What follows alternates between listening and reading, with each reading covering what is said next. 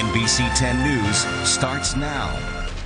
We begin tonight with this, a hazing lawsuit filed against Penn State, and it comes from one of its former football players.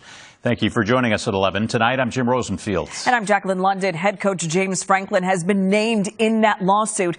The victim says he had to transfer because of what he says happened to him. NBC 10's Denise Nakano spoke with the lawyer who filed that lawsuit tonight. Denise.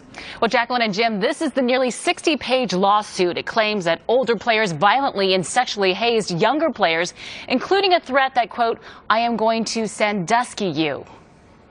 He wants things to change. No young athlete should be exposed to that.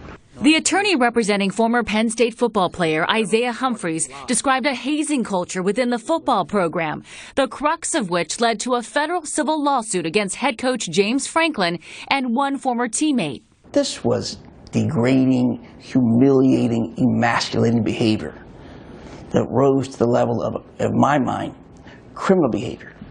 According to the lawsuit, younger players on the football team faced intimidation, threats, and bullying that involved mock sex acts. He'd be thrown down. He'd be wrestled to the ground. He'd be restrained. And then the other players would simulate sexual moves and sexual behavior. Marino says coaches didn't step in, and the lawsuit claims Humphries faced retaliation when he reported the harassment and hazing. He eventually left the school. Behavior that would offend the sensibility of a reasonable person. Allegations that include older players threatening to Sandusky younger teammates, referring to the team's retired longtime defensive coordinator, Jerry Sandusky, who is serving 30 to 60 years in state prison for the sexual abuse of 10 boys. Current Penn State football players coming to the defense of the team, speaking out on social media saying that Penn State football is being falsely dragged through the mud.